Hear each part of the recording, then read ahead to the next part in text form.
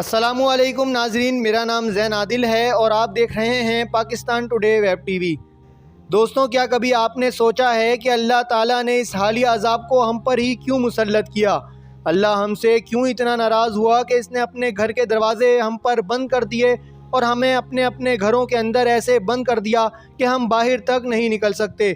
कभी सोचा कि हमसे क्या जुर्म हुआ है? कभी गौर किया कि गलती कहाँ हुई?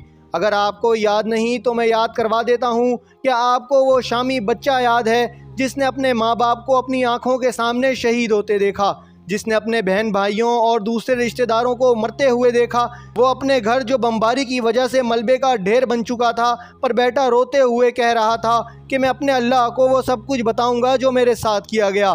क्या इस बच्चे की शिकायत अल्लाह ने नहीं सुनी होगी? वो फ़लस्तीनी बच्ची जो भूख से निडाल होकर अपने रब से फरियाद करने लगी और इसने कहा कि या अल्लाह मुझसे ज़िंदगी ले ले ताकि मैं जन्नत में खाना खा सकूं। ये शिकायतें क्या हमारे रब को नहीं पहुंची?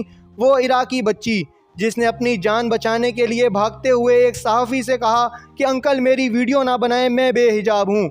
आप क्या समझते हैं कि इस बच्ची को इस हालत में अल्लाह ने नहीं देखा? वो 3 साला शामी बच्चा जो अपने वालिदैन और कई दूसरे शामी अफराद के साथ अपनी जान बचाने के लिए कश्ती में सवार हुआ, जो उलट गई और जिसके नतीजे में वो शहीद हो गया और इसकी लाश तुर्की में समंदर किनारे पर मिली। जिस बच्चे पर समंदर को भी रहम आ गया और इसने इस बच्चे को डुबोने के बजाय साहिल पर ला छोड़ा। इस बच्चे पर इस जालिम दुनिया को कोई रहम ना आया। क्या अल्लाह ने इस बच्चे की फरियाद नहीं सुनी होगी? इस बच्चे की माँ पर क्या गुजरी होगी? क्या इस माँ ने अल्लाह से कोई शिकायत नहीं की होगी? पाकिस्तान की बेटी आफिया सिद्दीकी जो इस वक्त अमेरिका की जेल में कोई जुर्म ना करके भी 80 साल कैद की सज़ा काट रही है, क्या इसने पूरी उम्मत मुस्लिमा की सर्द मोहरी के बारे में अपने अल्लाह से शिकायत नहीं की होगी?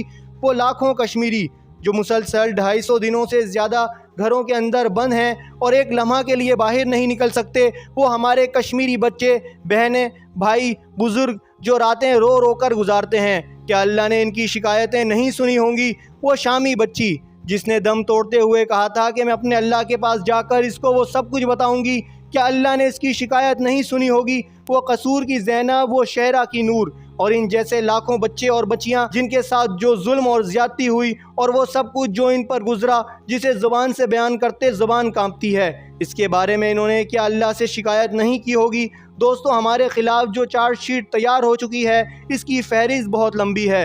यकीनन अल्लाह ये सब देख रहा है जो हम कर रहे हैं। ये वक्त है कि हम ऐसे तमाम मजालिम का मदावा करें, सच्चे दिल से अपने गुनाहों की माफ़ी मांगे, तब जाकर अल्लाह हम पर रहम फरमाएगा। या अल्लाह तू हम पर और हमारे मुल्क पर रहम फरमा और हमारे लोगों को इस आफत से निजात दिलवा।